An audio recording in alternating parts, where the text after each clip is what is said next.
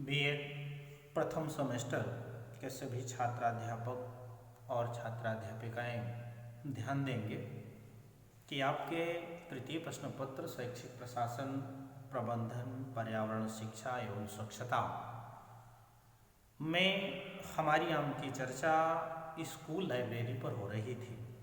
उस दिन हमारी आम की चर्चाएं विद्यालय के जो पुस्तकालय होते हैं उनके कॉन्सेप्ट और उनकी मीनिंग ऑफ लाइब्रेरी पर हुई थी। आज हम आपसे चर्चा करते हैं importance, use and function of library. क्योंकि पुस्तकालय को ज्ञान का प्रवेश द्वार, संस्कृति का भंडार और छात्रों के विकास का साधन माना जाता है। यह एक ऐसा झरना समझें जिसे शिक्षा एवं संस्कृति का बड़ा गहरा संबंध और सिंचन करता है। हमारी बहुत सी सांस्कृतिक विरासत नष्ट हो चुकी है। यदि यही हमारे प्राचीन पुस्तकालयों में सुरक्षित न होती तो हम अपने ज्ञान का संचरण न कर पाते और हम अपने पुस्तकालय, मैंने जैसे उस दिन भी चर्चा आपसे की कि पुस्तकालय के बिना स्कूल ऐसे होता है जैसे आत्मा के बिना शरीर। अर्थात स्कूल जो है, पुस्तकालय स्कूल शैक्षणिक जीवन का स्नायु केंद्र है। यह वास्तविक अर्थों में देखेंगे आप तो स्कूल की बौद्धिक कार्यशाला होती है। यानी पुस्तकालय क्या होगी? इस पुस्तकालय को क्या मानते हैं? बौद्धिक कार्यशाला, जिसमें तमाम विद्वानों ने अपने विचारों से अपनी अपनी बातें लिखी हैं। हम आपको इसके महत्व को या इसके कार्यों को कई बिंदुओं में इसको डिफाइन करते हैं। जैसे देखिए, एक तो बौद्धिक कार्य आप मान लीजिए, दूसरा आप इसका पढ़ने की आदत मान लीजिए,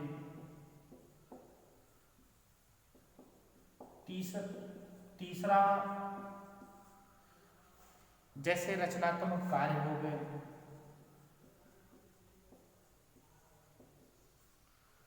चौथा इसमें जैसे आप भावात्मक कार्य हो गया,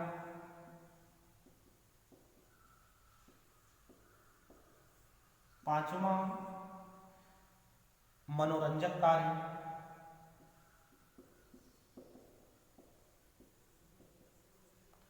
छठा पूरक कार्य,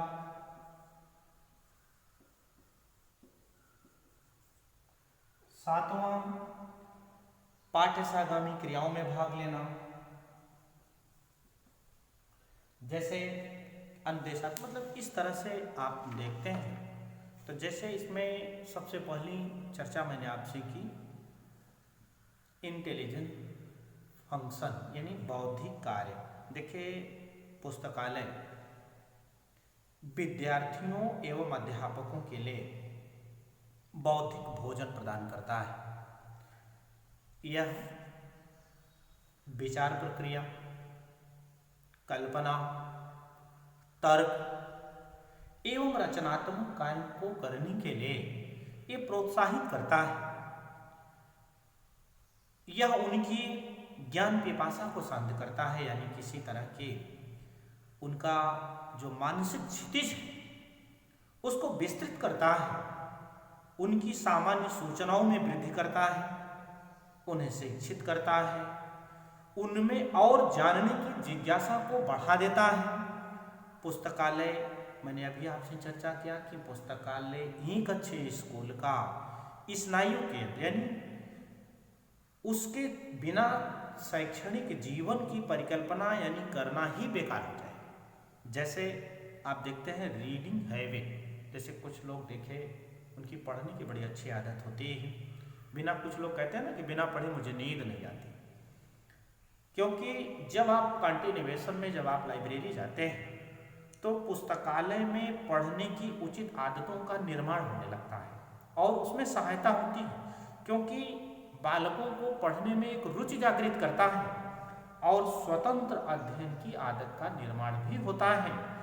ज्ञान के व्यापक भंडार को सामने देख करके ज़्यादा पढ़ने की इच्छा को हमें प्रोत्साहन मिलता है, यानी पढ़ने की एक आदत हमारे अंदर डेवलप होती है। जैसे क्रिएटिव फंक्शन, पुस्तकालय में आप रचनात्मक कार्यों से भी सहायता प्राप्त करते हैं। यह पाठकों को रचनात्मक कार्यों के लिए प्रोत्साहित भी करता है, प्रेरित भी करता है। पुस्तकालयों में विद्यार्थी सूचनाएं एकत्रित करने के लिए उपस्थित होते हैं और अपने उन एकत्रित सूचनाओं का मौलिक रचनाओं में उपयोग करते हैं। स्वतंत्र अध्ययन से वे विभिन्न क्षेत्रों में आप देखते हैं मौलिक योगदान प्रदान करने की एक योग्यता उनमें आ जाती है। पुस्तकालय से प्राप्त जो विविध प्रकार की जो पुस्तकें होती हैं उन बालकों के लिए एक प्रेरणा का साधन का कार्य करती हैं और उनके अंदर एक नए दृष्टिकोण, एक नए विचार और उनको अपने जीवन के प्रति उत्साह जागृत करने की एक सहायता मिलती है। जैसे आप लिखा है भावात्मक कार्य, पुस्तकालय से बालकों की भाषात्मक योग्यता सशक्त बनती है। जैसे विविध पुस्तकों के अध्ययन से उन्हें नए नए शब्दों का ज्ञान होता है, जिन्हें पाठ्य पुस्तकों में, संदर्भ पुस्तकों से उसके बीज समझने में उन्हें बहुत आसानियाँ होती हैं। जैसे मनोरंजन कार्य, पुस्तकालय विद्यार्थियों को मनोरंजन प्रदान करता है, उन्हें कक्षा का जो जिसे कहते हैं ना कि हम ऊब रहे हैं, उस उबाऊ वातावरण से मुक्ति मिलती है। पुस्तकालय में केवल विद्यार्थी परीक्षाओं के लिए नहीं बल्कि मनोरंजन की भी उद्देश्य हो जाता है, सोचता है चल रहे हैं अपने पाठ्य वस्तु से अतिरिक्त भी न्यूज़पेपर पढ़ेंगे, तमाम अच्छी अच्छी किताबों का संग्रह है उसको पढ़ेंगे। वह अपने जीवन में उसको उपयोगी समझ करके उसमें आनंदपूर्ण जीवन के लिए वह स्वस्थ वातावरण प्रदान करता है। क्योंकि एक कवि ने लिखा है, पुस्तकें हमारे मित्र हैं, वो हमारी निधि हैं, हमें आनंद देती हैं, हमें ऊंचा उठाती हैं। पुस्तकालय हमारे किशोरावस्था के बालकों की शक्ति की उपयोगी दिशा की ओर ले जाता है और उन्हें गप्पे लगाने, आवारागर्दी करने, ताश खेलने यानी तमाम तरह की जो उनके अंदर एक बुरी आदतें आती हैं उनसे दूर करने का एक सशक्त माध्यम बनाती है। जैसे पूरक कार्य हुआ, तो पूरक कार्य के लिए मुदालियर आयोग में लिखा है, प्रगतिशील शिक्षण विधियों को क्रियान्वित करने के लिए पुस्तकालय को एक अनिवार्य साधन समझना चाहिए। इसको मुदालियर साहब ने अपने कमीशन में लिखा था। अर्थात अध्ययन कक्षा के कार्य को पूर्ण करता है। शिक्षण की जितनी भी सभी प्रगतिशील जो शिक्षण विधियां हैं उनका आत्मअध्ययन और निरीक्षित करने पर आधारित होती है। क्योंकि जैसे आप देखते हैं कि विद्यार्थी संदर्भ पुस्तकें हैं, स्रोत पुस्तकें हैं या अन्य उच्च स्तरीय पुस्तकों से भी जिनकी सामग्री हमें आपको प्राप्त होती हैं। क्योंकि वाद विवाद हुआ, भाषण हुआ, सम्मेलन हुआ, नाटक मंथन हुआ, प्रस्ताव लेखन हुआ आदि पाठ्य सहायक क्रियाओं में भाग लेना के लिए हमारी जो लाइब्रेरी है उसका होना अति आवश्यक है। जैसे सांस्कृतिक कार्यक्रम में भी आप देखें तो जो सांस्कृतिक परंपराओं के जो संरक्षण है एक महान साधन है। इतिहास गवाह है कि ज्ञान पुस्तकों के माध्यम से ही हम एक पीढ़ी से दूसरी पीढ़ी तक पहुंचा सकते हैं। पुस्तकें वस्तुतः स्याही से सुरक्षित मस्तिष्क के होती हैं, क्योंकि पुस्तकों के माध्यम से ही हम महान विद्वानों, महान दार्शनिकों, महान वैज्ञानिकों के विचारों का समस्त संसार को जानने का या समस्त संसार उनके विचारों को जानने का स्रोत पुस्तक ही होती है। जैसे अनुदेशात्मक कार्य भी एक होता है, इनका महत्व में आता है कि पुस्तकालय अध्यापकों को विभिन्न स्कूल विषयों के से संबंधित विभिन्न प्रकार की जो पाठ्य पुस्तकें हैं, संदर्भ पुस्तकें हैं, उनकी जानकारी मिलती है। अर्थात केवल उस विश्वविद्यालय को मान्यता देता है जो अच्छे पुस्तकालय संपन्न हो। ये विद्वानों के विचार रहे। अब जैसे हम आपको पुस्तकालय के प्रकार बताते हैं कि कितने प्रकार के विश्वविद्यालय होते हैं, यानी पुस्तकालय के प्रकार। अब पुस्तकालय के जो प्रकार होते हैं मुख्य रूप से दो प्रकार होते हैं।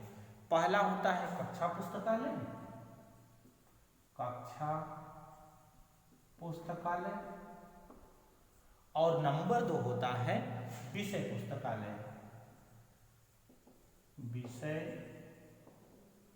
पुस्तकालय। अब जैसे कक्षा पुस्तकालय में क्या आता है, जैसे कक्षा पुस्तकालय में एक विशिष्ट कक्षा के लिए विभिन्न विषयों से संबंधित उपयोगी सामग्री रखी जाती है। उनके संचालन का दायित्व किस पर होता है? क्लास टीचर पर होता है।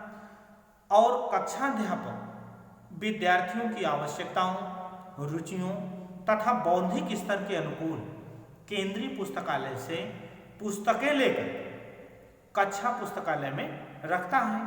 अब जैसे कक्षा जो पुस्तकालय हैं उनके लाभ क्या क्या होते हैं, जैसे आसन संचालन, आसान लेन देन हो गया, आसानी से निर्देशित कर सकते हैं और आसानी से उसकी पहचान कर सकते हैं, बच्चों को पढ़ा सकते हैं। अर्थात कक्षा पुस्तकालय की उपयोगिता पर बल देते हुए शिक्षा आयोग ने लिखा कि कक्षा पुस्तकालय केंद्रीय पुस्तकालय का एक महत्वपूर्ण एवं आवश्यक अनुबंध है। इसका आसानी से गठन किया जा सकता है और यह अपनी तमाम सीमाओं के बावजूद एक कल्पनाशील अध्यापक के हाथों केंद्रीय पुस्तकालय के समान अच्छा कार्य कर सकता है। दूसरी बात आती है सब्जेक्ट लाइब्रेरी।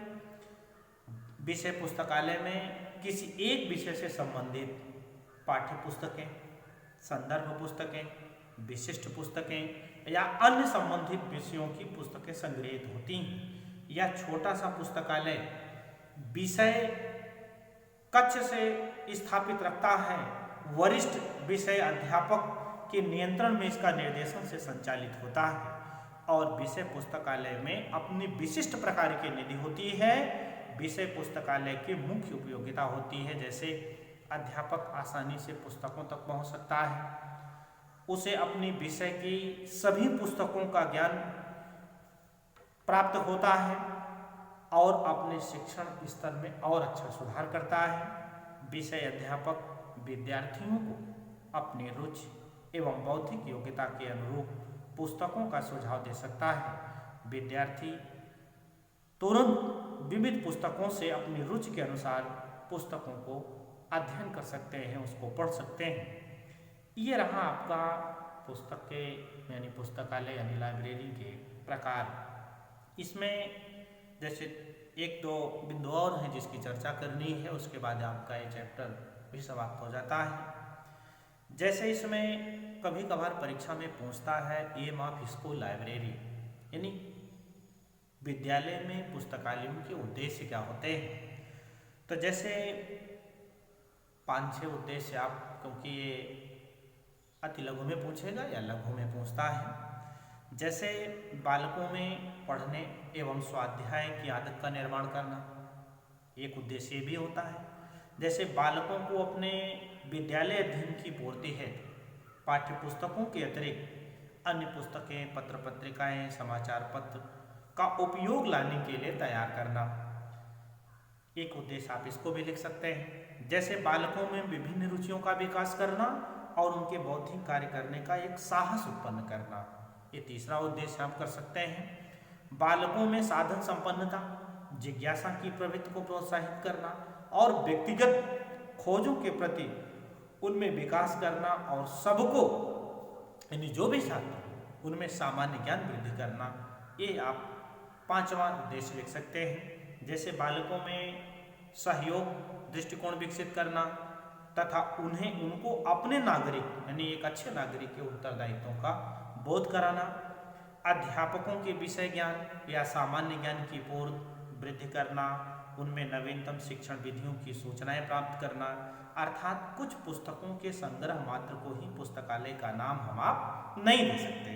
बालकों को लाभ पहुंचाने और विद्यालय के शैक्षिक कार्यक्रमों की रोचक और बोधगम्य बनाने के लिए पुस्तकालय के उचित व्यवसाय यानी उचित रूप से उसको डेवलप करना चाहिए और इसकी व्यवस्था से पर्याप्त यानी जहाँ लाइब्रेरी हो उसको बहुत अच्छे ढंग से सुसज्जित हो, उचित वातावरण हो जिसमें उपयोगी पुस्तकें हों, अन्य अध्ययन सामग्री हो, इनका भी जो लाभ बच्चों तक प्राप्त हो सके।